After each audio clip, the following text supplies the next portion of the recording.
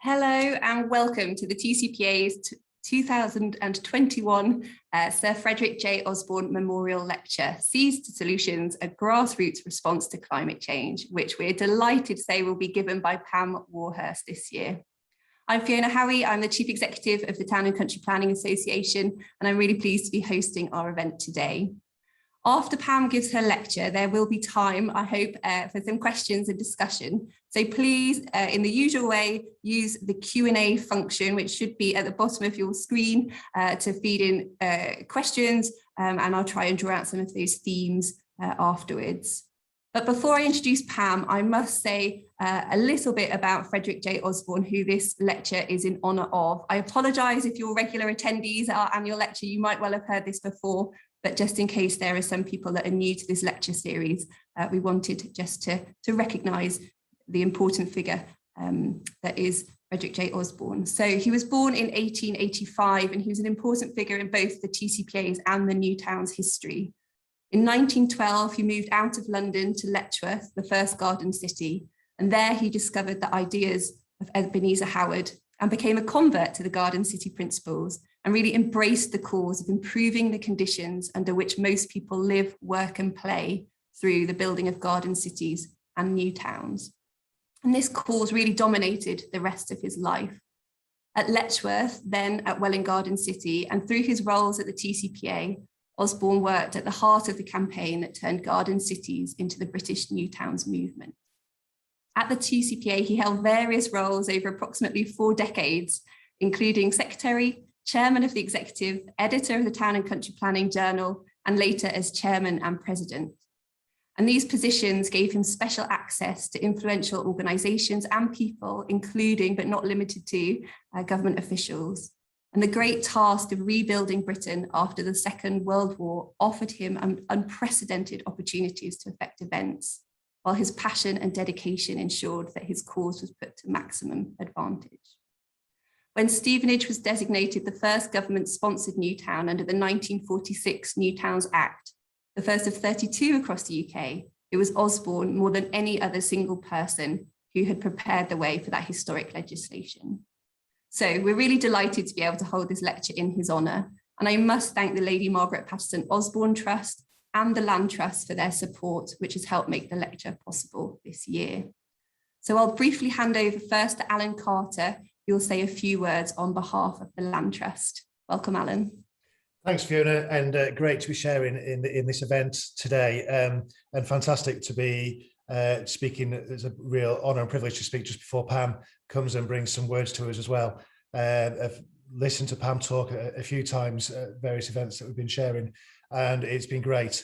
Most of you, I'm sure, will have heard of the Land Trust and in some ways perhaps know a little bit about us and what we do and try to do around the country is bring out and actually put into practice a lot of what Pam, I'm sure, will be talking about later on, about improving the quality of people's lives by using well-managed green space, a space that's been left, a space that's been lost, a space that hasn't been looked after by anyone. We'll take it into ownership. It's got no commercial value. Often it's a liability, a blight, and we'll take it into ownership. We'll manage it to improve the health of the local community, bring the communities together, create economic uplift, and obviously enhancing the environment, biodiversity, and educating the local community, whether that's kids or adults. On to the next slide, if that's okay. We've got 80 spaces around the country. That's growing quickly. 170 million pound. That makes it sound like a really rich charity. We're not. The vast majority of that money is secured, and we can't spend it. It's there, it's locked, and all we do is use the money that's earned off that, which means that we can forever look after these spaces in perpetuity for the good of the local community. We had 2.4 million visits this last year, deliver 130 million social value each year across all these different spaces around the country for all the different things that we do. Next slide, please. And for us, it's about using these spaces, about encouraging use, about delivering wide benefits and reducing those long-term costs. I'm a chartered surveyor by trade, and I was taught at university, and as I was doing my professional qualifications, to sweat the asset, which is a horrible phrase, but to squeeze every last drop of money you can out of a property or land. And that's actually what we do. But rather than delivering financial money, what we do, the every last drop we squeeze out is social value, all those physical and mental health benefits, all those educational benefits, those environmental benefits. That's what we try and do, using all the different things we do and working closely with local communities, making sure these sites deliver for what the local community need and want, but to the most. Next slide, please. And, you know, we get success in that and we want to do it more and more, and we know we can improve as we go through, but our spaces are really important, and never more so than in lockdown for the local communities. We've managed to keep them open. And I say the use of our sites has increased massively over the last 12 months. And we want to try and enhance that and keep that going. Next slide, please, if that's okay. And, you know, we look at the stats and we look at the social value and you think, oh, that's great. But actually, what's important is the difference this makes to each individual who uses our sites. And, you know, I like to think that we do a good job, and I'm not necessarily saying we change the world, although sometimes I wonder if we'll ever do that. But actually, I know from the stories that I hear that what we're able to do is change the world for some people.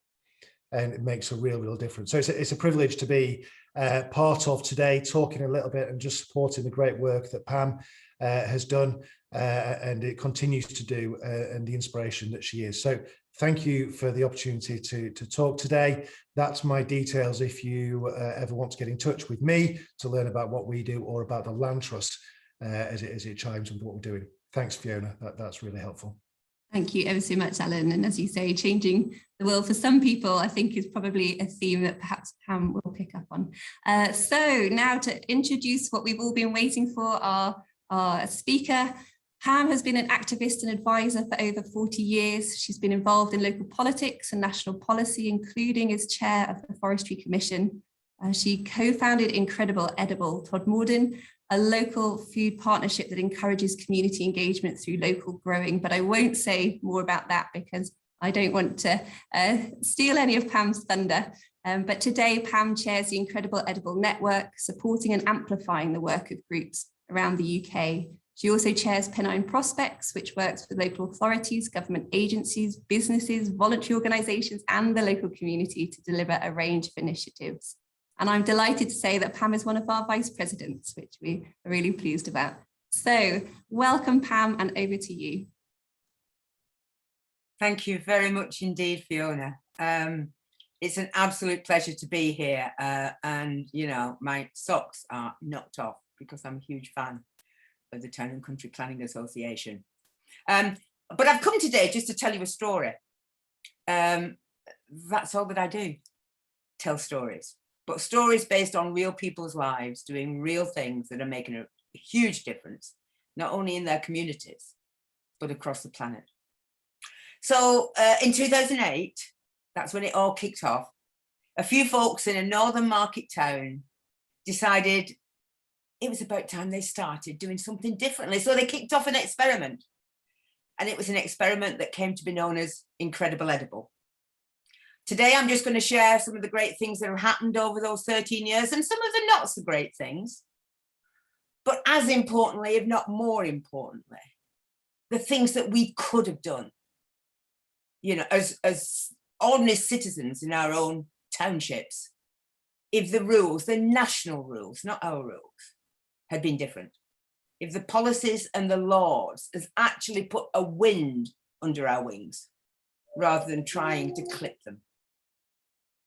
So 13 years ago, we began to demonstrate that it's possible without a shed load of money, without a lot of qualifications, without permissions, without, you know, pamphlets, without research, you could actually just get up in the morning and start to make the place that you live in, that you love, that your kids go to school in, be stronger, kinder, and more confident. And all you're doing is planting food and sharing it. It's been a heck of a roller coaster, and we're only part way along our journey because we've learned one heck of a lot, but we know where we need to be getting to. And we know the changes of those rules that we want to see so that everybody can be incredible. And before I finish today, I hope some of you listening to this might roll up their sleeves and say, yeah, I want to help them do that. That would be fantastic. But first, the experiment. So it all started in Todmorden. Not because Todmorden is particularly different to lots of other northern market towns. It just happens to be the place that I call home. It's got all the struggles that so many places have got about identity, purpose, about aspiration and health, about jobs and a failing market, local market economy, all these things that, you know, are not news stories. They're very familiar to you. But of course, it is the place that if you're going to start a revolution, you're going to start it in the place you call home. And that's exactly what we did. Rethinking through growing food as our Trojan horse into a way of demonstrating that we, the people, could change the spaces of our lives ourselves, could connect and learn new things ourselves, could start to believe in our own gifts, not because somebody's given us a policy directive, but because we evidence it as every day we plant food, we share food, we buy food. Next, please. So this is Todmorden, for those of you that don't know it. It's on the Manchester-Leeds corridor. It can be a bit grey and windy. It can be a bit of a place where there's a few sheep wandering around in the surrounding hillsides. It's not necessarily the place that you would think of as a food revolution place. But of course, when the people decide they want to do something, they can do whatever it is that comes into their heads. And that's what we did.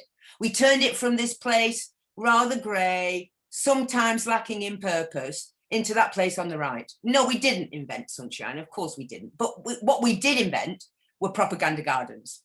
Now, I could call them guerrilla gardening, but it seems a little bit too full of testosterone. So we call them propaganda gardens. And the reason we call them that is that they're places where conversations about different futures start.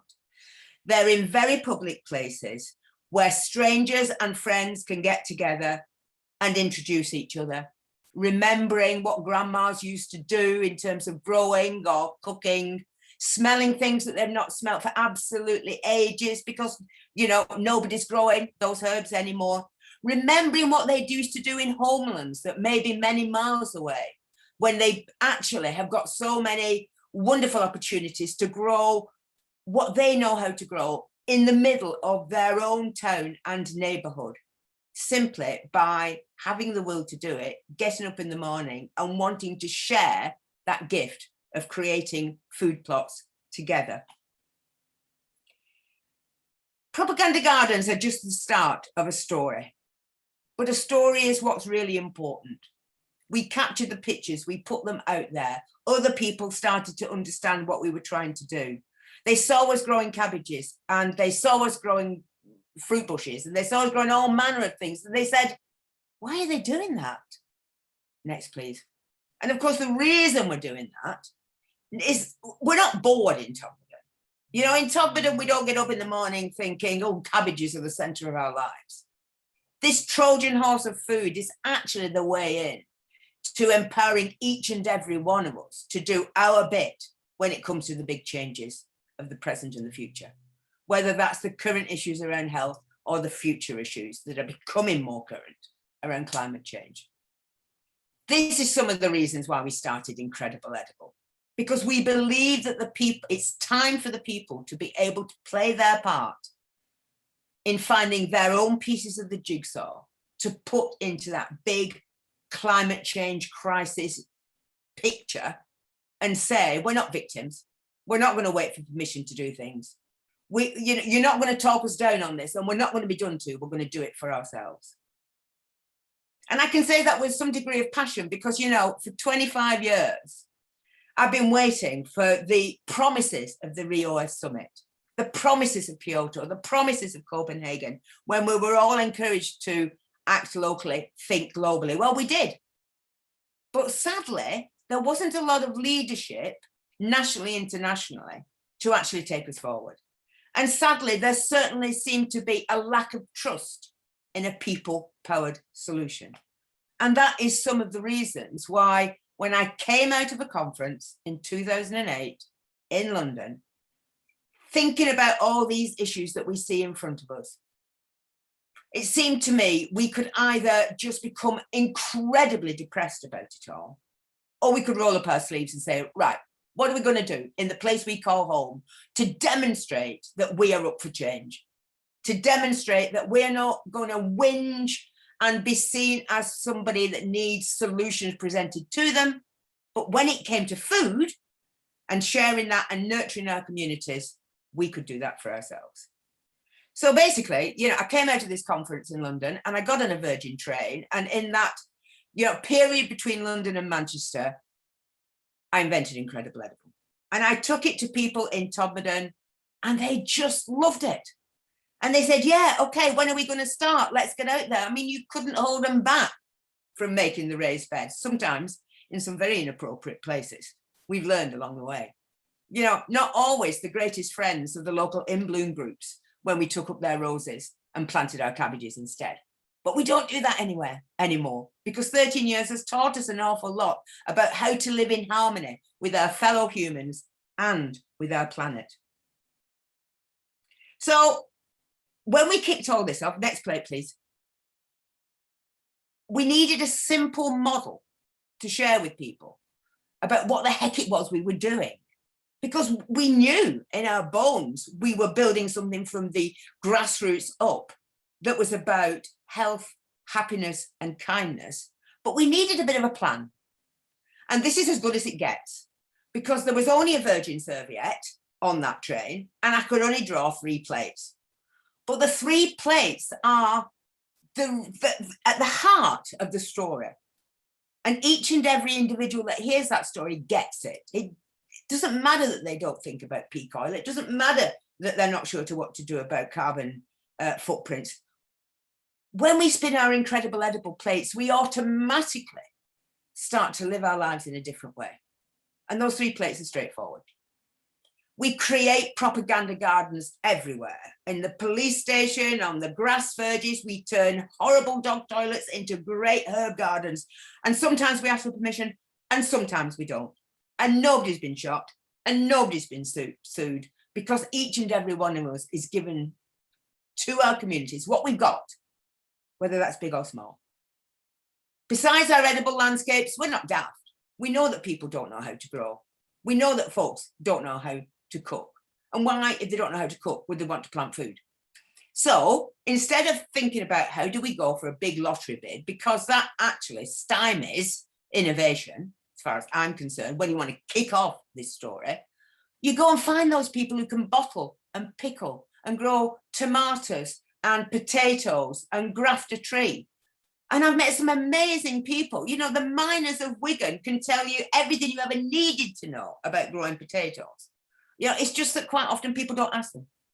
And the wonderful folks that have come to these shores that, you know, can grow all manner of produce and herbs, but nobody's engaged them in that conversation yet. This is how we create community through food. And that 3rd plate is really straightforward. You know, if you're walking through edible landscapes every day of your life, and if you're starting to pick up on how to do things with the food that you see growing there, and you're tasting the raspberries and the strawberries, and you're smelling the rosemary, then the experiment says, and it is just an experiment, that you are more likely to spend the pound in your pocket in support of a local food producer than you are to just whip to the supermarket, which you might have done because you never thought any more about it. I'm not against supermarkets. I'm just into an alternative proposition. But you might then stop buying those wonderful beans in their plastic bags that have been flown halfway across the world, which would be much better feeding people where they grew than people in Todmorden. You might just go to the market. You might want to talk to the chap who's got a farm up the road and is producing his own meat, or you might want to taste the local cheese, or you might want to ask what sort of bread it is, or beer, or whatever it is. And of course, these are the 3 plates of Incredible Edible, because these are the 3 things that reflect how we live our lives. And it's a simplicity of the message that people seem to love. We've got 150 groups now spinning these 3 plates all over the UK. Sometimes they start with business. Sometimes it's the restaurateur who's dead interested in this, who starts to put little signs on the plates. Everything on this plate was grown within 10 miles of this business. Or it might be people who want to extend the learning that's happening in the schoolyard to beyond the school gate. So that those kids doing great stuff in primary and secondary actually then don't go home to a pot noodle, because there's a whole community there growing and cooking for them so that they can actually taste what great food tastes like, and maybe encourage mum, dad, grandma, granddad, or whoever to do a bit of growing themselves. But more often than not, people start with the community plate because it gives you the fastest return, it creates a buzz, it redefines the greenery of your community, it starts to bring back bees and pollinators, it does all sorts of things that you would never have thought in a million years. Because apathy has kind of like dragged us down a bit. And there's nothing like purpose in the morning to get you going and want to actually do what you can for the place you love and the place you call home. So as we turned out to do all these, we soon realised we weren't growing veg. We actually were redefining our public realm. We didn't start with that fancy concept at the beginning, but as you stood back, whether you're in Ulverston or the Isle of Bute, whether you're in the middle of Lambeth or Bristol, whether you're in Conway or Portmaddock, Todmorden, Wakefield, doesn't matter. All these groups are redefining their public space themselves without feeling they are beholden to somebody else to let them do it. Next slide, please. And the impact's been tremendous. The middle slide there is just a very simple example, because actions don't have to be huge. They're very powerful when they're small. An unloved back alley that has been taken over in Ulverston by people who are growing, you can see there's beans, there's kale, there's all manner of things to share. We turned our canal corridor in Todmorden into an edible canal corridor.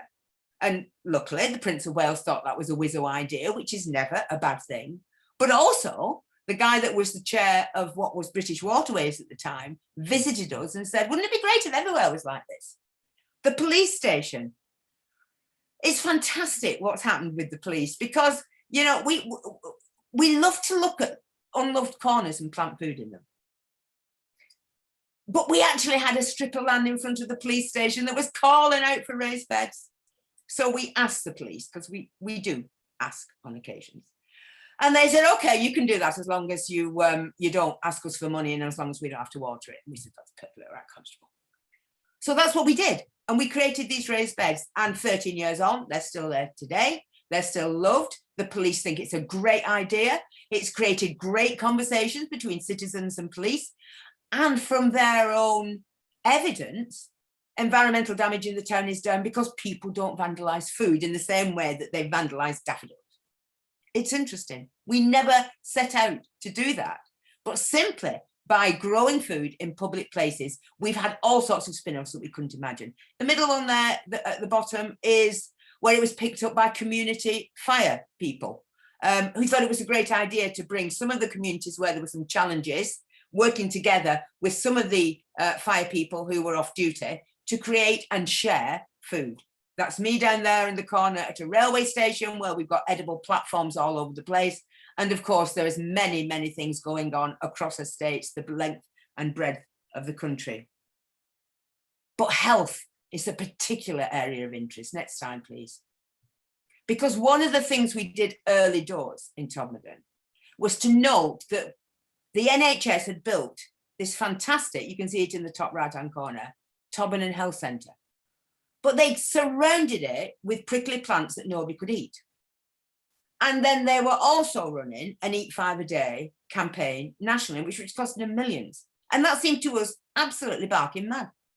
So we asked the doctors, would you mind if we took up the prickly plants and planted food so that people could walk into a health establishment seeing what good food looked like? And they said, yes, of course, as long as we don't have to do it and we don't have to fund it, we'll let you go. And that's what we did.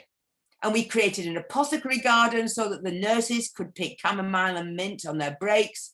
And we grew apples and raspberries and strawberries and all manner of soft fruits so that children could come and taste what they, what they actually tasted like, fresh off the bush, and also be encouraged to do the same thing back home.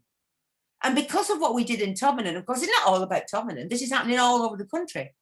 A wonderful chair of the local CCG in Halifax said, come to my surgery and turn it into an edible surgery. And that's what all those pictures on the left-hand side were. A great community of folks that are ready to come together to feed themselves and their neighbours, and to know that the impact they're having in bringing health back into the NHS is something that we should be shouting about from the rafters. None of this, of course, was particularly apparent to us at the time that we kicked this off. There was just something illogical about not having edible health centres. But of course, we've lived through 18 months of what has been terrible times for so many people. And what do we know? It's probably not going to be the last time that we're hit with a virus like this. So one thing for sure is we've got to find ways of helping each individual do their bit about improving the health of the population, so that we can stay out of our hospitals and our health centres, so that we can leave the NHS to look after the really ill. Not those 20% of people who visit doctors because they're lonely. Not the heaven knows what percentage of people visit doctors because they've got lifestyle related illnesses. All these things are very real issues for the individuals, but we collectively can work together to bring people out of their loneliness and help people be more active and to nurture their bodies and their communities, simply by spinning those three plates. And it seems to us that now the best thing we could ever do from an NHS point of view is to start to bend those budgets so that more people start to take up the spade, not the pill.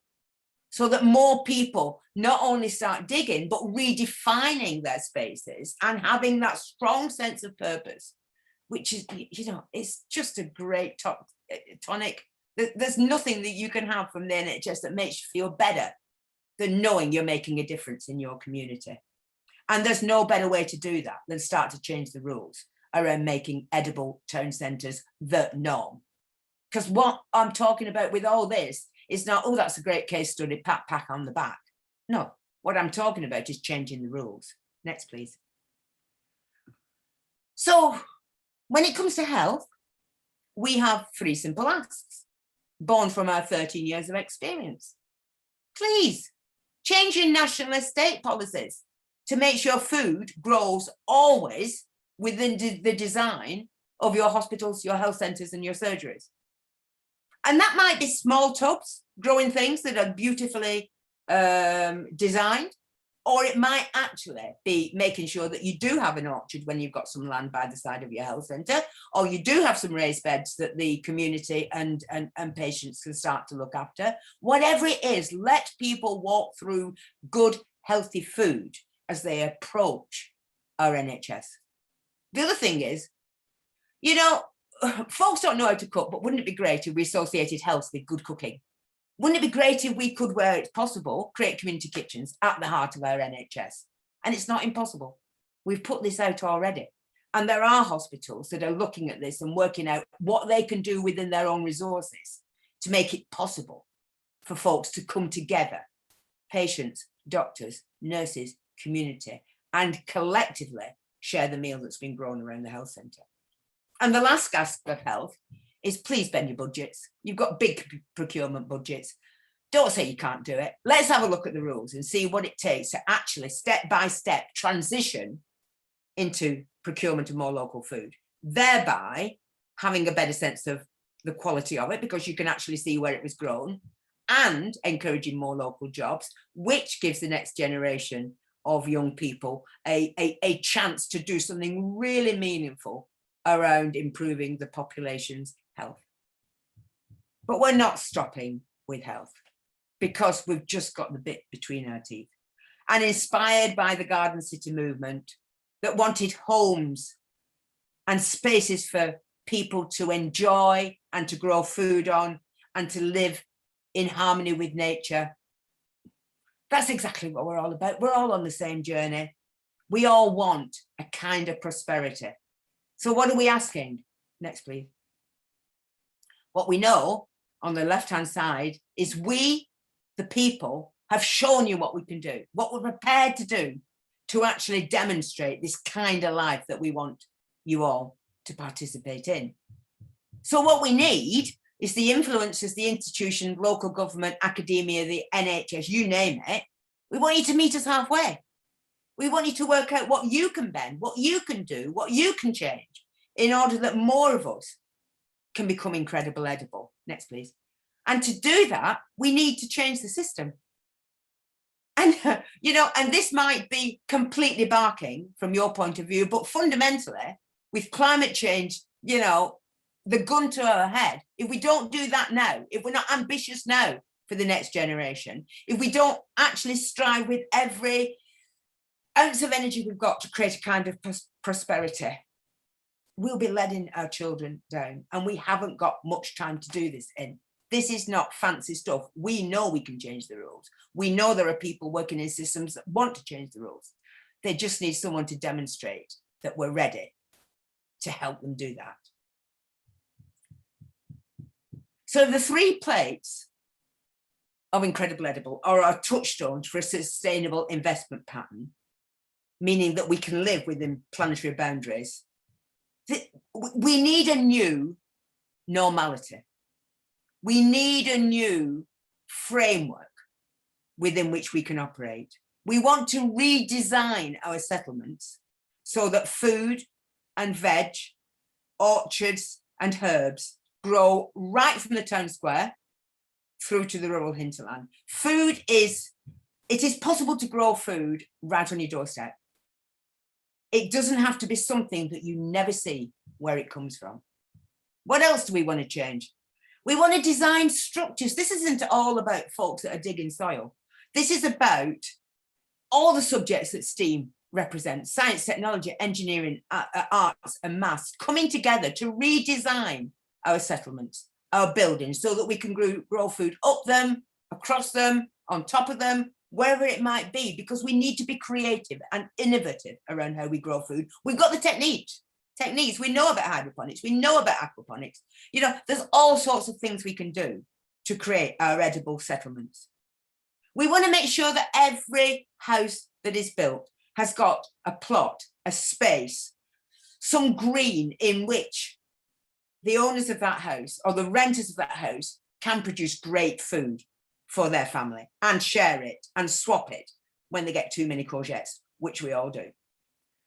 We want to invest in the next generation of urban farmers so that they're not seen as the people that you only do that if you haven't got any qualifications. Actually, you are going to be key to how we live well and prosper in the future. Let's put some money behind you and let's make sure that we can change how you are respected. And we need to invest in market halls and local supply chains.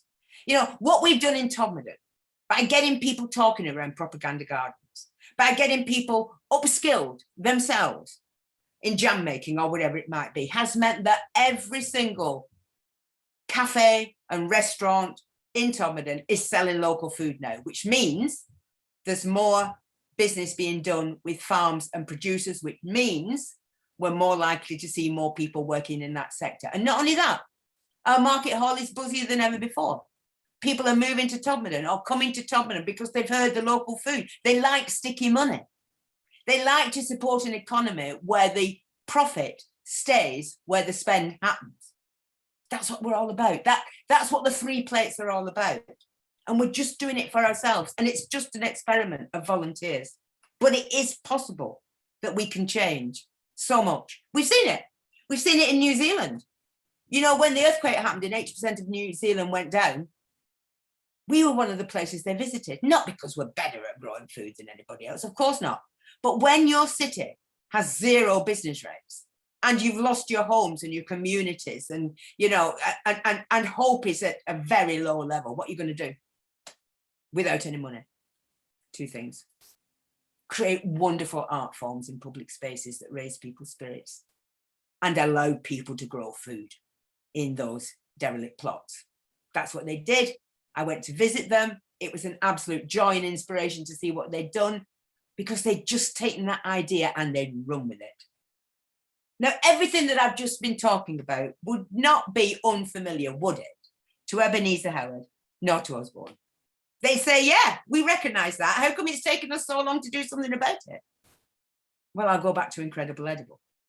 Because we, like them, are pushing very hard for the sorts of changes that we need.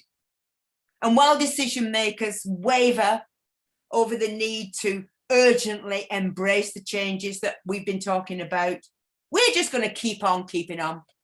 We're just going to grow, the thousands of us every single week, and share and challenge. We're going to continue to do that as we tell our stories, you know, and write our blogs and whatever else we do, because we are showing that collectively we can change the dial. Collectively, we can change the look of our towns and cities. Collectively, we are investing in the green infrastructure that is needed in order that we can nurture ourselves into the future. But we need the policy to shift with us, and we are not going to stop at that. What is the policy we're talking about? Next, please. We are talking about a campaign for a citizen's right to grow food on public land. That's what we want. We've got public realm all over the place. I'm not just talking about local government. I'm talking about health. I'm talking about housing. I'm talking about utilities. I'm talking about transport. I'm talking about any land that is funded from the public purse. When you have got the climate change crisis that we have got, and when we are all striving for how we create food justice, what we don't want to be doing is waiting for a government to actually put out a food strategy. It would be great if it happened, and it will happen, but it's not urgent enough. So wouldn't it be great if we opened up a conversation about a repurposed public realm? Wouldn't it be fantastic if we said, we've shown you our credentials, it's time for you to bring some of yours to the table? And we know, don't we, that doing things to people don't work half as well as letting the people getting on do it for themselves if the obstacles are removed from their way. And our lived experience is that we can and we will responsibly grow food, respecting the soil, thinking about, you know, how we actually nurture that, how we water that, all these things we take into account as we redefine the places that we call home. We've demonstrated that we, the people, are prepared to do things. From young and old alike, you know, incredible people are springing up every single day in places that I'd never heard of. It's just a delight to know that the blue touch paper has been set on fire for them, and they are doing what they can to deal with the crisis of tomorrow. Is it such a stretch to ask those with responsibility for this public realm to repurpose it? No, I don't think so. To help us take away the obstacles and trust the people to build kinder futures for themselves through the power of small actions. This, if not now, then when? This has to be our time. We need to change the rules. We need to be able to grow more food in the places that we call home. Next, please. You know, and it's not just a bunch of folks in this country.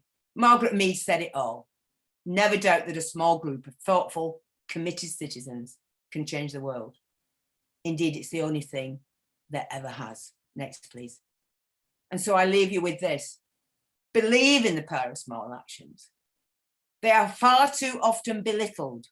They are the absolute building blocks of a more sustainable future. Thank you. Thank you ever so much, Pam. I think that, you know, I hope the rest of the audience agree, but I thought that was incredible and so much in there, but also just so inspiring. I possibly, like a few others, if people are based in London boroughs, have got a new low traffic neighbourhood near me, which is relatively controversial among some of my neighbours. But opposite my house now, there are some raised planters as part of the new modal shift. And I am determined to spend the weekend now planting some strawberries in it, because at the moment I think someone's dumped a old light fitting and not much else. So I'm a total convert, but so much in there. And I think, you know, it just resonates so strongly, certainly with the TCPA and hopefully a lot of our audience. I think so we've got some questions, but I think some people were probably just like me, just so enthralled in what you were saying. So please, audience, please do keep feeding in some questions. We've got about 10 to 15 minutes to pepper Pam for further advice and inspiration. So please do feed those in. But first, I think a relatively practical question, I think, for those of us that have been inspired by what you've been saying. Someone has said, do you have an army of volunteers behind you? How do we get enough people involved in the local area to keep things going over time and keep it sustainable? So just thoughts and reflections on that would be fantastic, Pam. Yeah, what I think is we shouldn't worry about what we don't need to worry about. People aren't idiots. People, can see that trouble's coming. And people are a bit fed up of cynicism, and they're a bit fed up of keep asking permission from people that they don't believe anymore. So my experience is not that this is the universal panacea for everything in the world. But, there's not one of those 150 groups that I've had to go and rattle and do stuff for. They do it for themselves. They define their own leadership. They define their own planning. They work out how they water. They work out where they're going to grow. They work out what's the art of the possible, given the people that, have come to volunteer. So what happens is you just do something. You put some signs up there. You tell a story, and folks ring you, or email you, or text you, and say, how can I do this? And nobody was more surprised than me when folks started to move to Todmorden, because they thought this was good, but they wanted their kids to be brought up in a town that cared. And the network of networks in Lambeth, it doesn't have to keep stirring folks up to come and do this, because people are ready for change. And on the Isle of Bute, some of the groups are small because the places are small. Some of the groups are large. Some people come, some people go. You've just got to ride with it. But the bottom line is, it's the only way, grassroots action is the only way to get the traction that demonstrates we really mean what we say, in order that the people at the top, worried about what it says on the front page of the newspaper, can feel empowered to come with us. Because I'm clear, boardrooms, tables and kitchen tables, they're the same people around them. They care about a future. They want to work out how to do it. And I sometimes think, if COVID's not taught us that if our backs are against the wall, we can actually bring about change. If it's not taught us that, it's not taught us anything. So volunteers are always an issue, but if the story is meaningful and of its time, they will come. Thank you. And someone's asked if you'll be our next planning minister. Oh yeah, well, I like cats. That's all right. You talked about how we redesign our settlements, which is obviously quite a big question, and lots of moving parts within that. I think you also talked around the role of buildings as well as the sort of local amenity space. Yeah. Somebody's asked about public land and wondered, on a 1 hectare private sector housing development site, what sort of size patch would you think should be made available for growing your own food? But perhaps the bigger the better is the simple answer. Well, there's two things to that. The point about Incredible Edible is that it allows you to do something that you can succeed on. And that encourages you to do more. So don't start too big, would be my key. Do it so it works.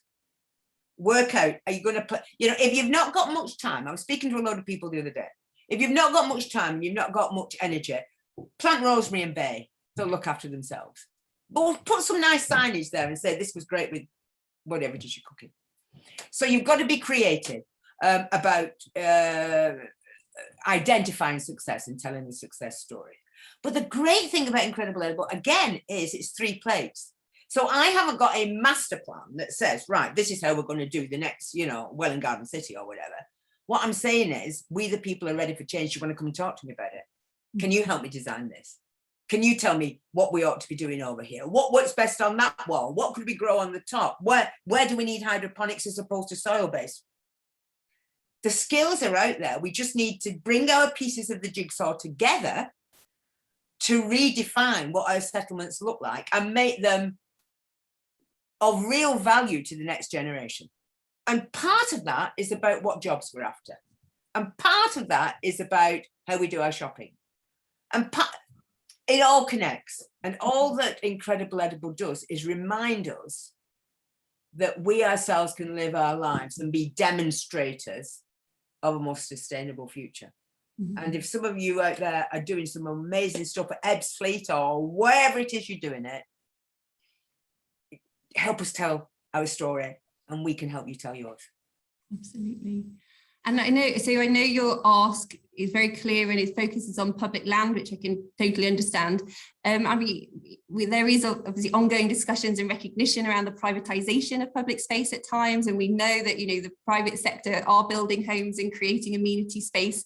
I mean, have you had any discussions? I know you talked about the business role, but I know that was quite locally focused. Are there bigger conversations perhaps with some of the people that will be creating these green spaces, whether it's in regeneration schemes or new developments around actually what they could be playing in enabling communities to have without a doubt to grow? Without a doubt. So I start with public realm because of that telltale word public. We are the public, and therefore it's pretty okay for us to have a conversation about the use of public realm, it seems to me. We've been excluded, not, through malevolence, it's just habit. But we want to be included again. But of course, wanting to do the right thing is not just a public sector thing. People in the private sector are really interested, and we are talking to folks now who are in conversation with folks who are saying, well, I've got, several acres. Why don't you come and do something on this? They're starting to, what might that look like? And would that be a lot of individuals growing their food? Or would that be some community supported agriculture? Or would that be to buy a community farm? There's lots of conversations to be had about this. But if we start to rethink the principles of the decisions that we make, which of course was the point about the Garden City movement, if we start to adopt some of those principles, we get different outcomes. So private sector is absolutely key. And ultimately, this has to work for everybody, because this has to be able to demonstrate that we can live, prosper and work in a world under climate crisis. It just needs to be more local, and it needs to have budgets bent so that people can start to take out of the solution their responsibilities and act on them. And that's what's been wrong. We haven't been allowed to be round that table to have that discussion, and we need to do that because we're perfectly capable of changing the way we live our lives. We've demonstrated it for 13 years, and many other organisations have done the same. And perhaps picking up on that, I know you were quite honest, I think, in your lecture around, of course, you mentioned that it was the start of a revolution, I think, but of course that recognises that through the 13 years, you realised that actually it probably was a revolution. It's not necessarily your starting motivation. Absolutely. On your Virgin train, well, perhaps it was, but I think I just wondered, if you could say a little bit more about, really that first moment of your expectations, perhaps, or what you thought success might look like versus, of course, the huge, the profound implications you've realised over the 13 years that this could and does have. Yeah, I mean, this is kind of like Janus in a way, because Incredible Edible is nothing without its 150 groups and thousands of groups worldwide. They continue to hold the talks, to demonstrate that they can do it for themselves. And from their learning, we pick up on the things that we then want to challenge other folks on. So the groups are they're central to everything we do. But the truth is that if we don't change the rules, they're still going to be in the minority, not the majority. Now, we've learned that after 13 years. What you asked me is, did I know? No, of course I didn't know that. I just heard of the disaster coming over the horizon. And I'm a mum, and I couldn't stand it. I couldn't sleep knowing that this is on the horizon. So what is it I could do? All the tears in the world, useless. Drinking loads of gin, there's a lot to be said for it, but no, that is not the solution. But the solution has to be, what can we each do? And I live in Toberdon, which is 9 miles away from Rochdale, right? So one heck of a long time ago, a bunch of ordinary folks like me sat around a table because they hadn't got enough food, and they said, I tell you what, you just buy a sack of that and I'll buy a sack of that, and we'll split it and see where we go. And that became the worldwide cooperative movement. So that is, if we can't use that and as an example of the power of small actions, I don't know what we can. So it was simply, okay, I'm going to stop being a victim. What am I going to do? That was the wake up moment, like that. And the model came, and that means, no, you can't stay in bed. You've got to get out there and tell that story and do that digging and share and cook on the street and become enthusiastic about something that is very positive and very purposeful. And it's contagious. And that's what people love. And you do a TED talk and people love it and whatever else it might be. But the really important thing is not to worry about what you can't get your hands on. If you're a mum and you've got a bit of a garden at the front, grow and share.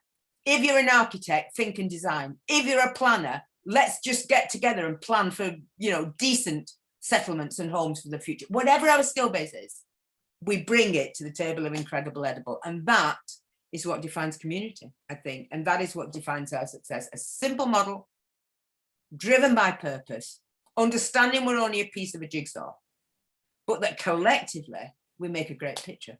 That's what we try to do. Thank you. And I know you were honest about saying that you've learned on the way. I think you've been realizing you shouldn't be digging at roses and you didn't want to fall out within bloom and things like that. But I think it's, you know, I'm sure there are people out there that will, you know, somebody's asked what happens if somebody takes everything or digs up the plants, and there must be moments where sort of it feels like a bit of a grind. I mean, what could you say to our audience to just you know, encourage them to keep trying, I guess, if they face areas like that or disappointment? Believe in serendipity in the first instance, you know, because what Incredible Edible has done is pop all the myths. That people will take everything, that people will destroy it. No, they won't. No, they won't. You know, some people on a drunk evening will do something stupid, but they do that anyway.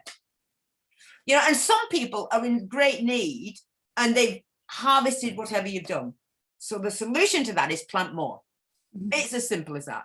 They haven't just destroyed the Taj Mahal for you. They've just taken spuds. So you do more. So, you know, all these things, it's a sad reflection on society that we don't quite trust everybody to do the right thing. Well, 9 times out of 10, we can. And of course, you know, besides the serendipity, I've learned an awful lot, and predominantly it's about the goodness in people's hearts.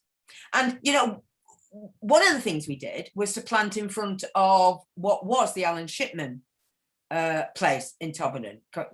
Years back, in an old health centre, was a gentleman who didn't do right by a lot of people. So that was derelict, and there was a lot of green space in front of it. So we didn't ask permission. We just built some raised beds and grew some food in there with lots of signage. And the interesting thing is with that, as with the dog toilet that we turned into a herb garden, both health and the local authorities contacted us and said, we really like this. This is great. You know, can you do it other places? I will tell you what, have a bench. We'll put your bench in there so that we never asked for any of that. You know, people want to say yes. It's just that they're in a system where they say, oh, I don't know, or I've got to ask somebody else. No, that's got to change. Cultures have got to change. Absolutely. We've got to trust each other within a framework that is fair and just, and let folks just get on with building lives locally that will invest in not only in the now, but in the future. Because if we get it right for our children, and if we get our health improved, then we improve the lot of people we're never ever going to meet, because we've taken pressure off a system. Yeah. It's very simple. It's almost too simple. It's all it on occasions, if people don't really understand what we're doing, they think we're slightly eccentric. We're not eccentric. We're just patient, and we are demonstrating that we want to be in discussions about what our towns look like, what our homes contain, what they're surrounded by, where our supply chains come from. And quite frankly, Fiona, you know, what we need is for the town deal nationally to start talking to Incredible Edible groups and the like, to make sure that the principles of Incredible Edible are at the heart of how we develop our townships into the future. Because we don't want what was good enough for yesterday, because it wasn't good enough for yesterday, and it's certainly not good enough for tomorrow. So let's put food and people at the heart of how we develop our townships. Let's be incredible. A really powerful message, I think, from your talk, and something that the TCPA has been reflecting on a lot is, of course, we believe the planning system is crucial and it can be transformational, but actually in terms of placemaking, there is so much that fits around that. And as you said, actually lots of the levers for change that you feel need changing are not at all to do with the planning system. But I must ask one final question, and I'm afraid it does relate to the planning system. But somebody has said that they're a planning policy officer in a local authority and they're updating environmental policies. They're including things around fruit trees and encouraging the planting of edible plants as part of green infrastructure provision. Is there anything else they could be doing to try and enable this approach? Well, I've always got time to read, people's documents. So if they want to send it to me and I can tell them anything that might be of any use whatsoever, that would be great. If you've already started as a local authority to release the gifts in your community so they can grow, that's great. Don't make the deal with your community too onerous. Don't make the leases and the licenses, impossible to deal with. Treat it as if they have a right to it, and together create a partnership between Anchor and Citizen that repurposes that land together. That's the way to do it, I think. So the person who's just said that, that's fantastic. I love it. Let's just not make it impossible to put into action. Absolutely. No, I think that's a really good message. But thank you. Thank you, Pam. I honestly, I hope everyone feels really inspired and uplifted. And as you say, you've achieved this despite some of the barriers you face. So imagine what could be achieved if actually we get some of the policies right and some are more supportive. Before we wrap up, I just wanted to flag a project that actually the TCPA will be launching this summer, which we're calling Tomorrow 125, because if you've enjoyed what Pam's talked about, and I know she talked about Incredible Edible as a Trojan horse to help people rethink the way they live their lives and how they relate to their local area and spaces. And this is something close to the TCPA's heart. So we're aiming to launch a project this summer. It's called Tomorrow 125 because in 2023, we will mark the 125th anniversary of the publication of Ebenezer Howard's book, Tomorrow, A Peaceful Path to Real Reform, and the project will run until 2023. Since we were founded in 1899, we feel that the TCPA has accumulated a lot of learning from Howard's ideas and the places he built and inspired, and of course other people like Pam who are doing incredible things as well. And our campaigns for new garden cities and of course advocating the garden city principles and their importance for new and existing communities have sought to bring those ideas to a new generation. We feel that promoting the principles has resulted in higher standards in some places, but we also want to be quite honest that we recognise that there remains a disconnect between Howard's radical vision for sustainable and socially just places and the reality of many new and existing communities. So as Pam said, we need to look at a new normal.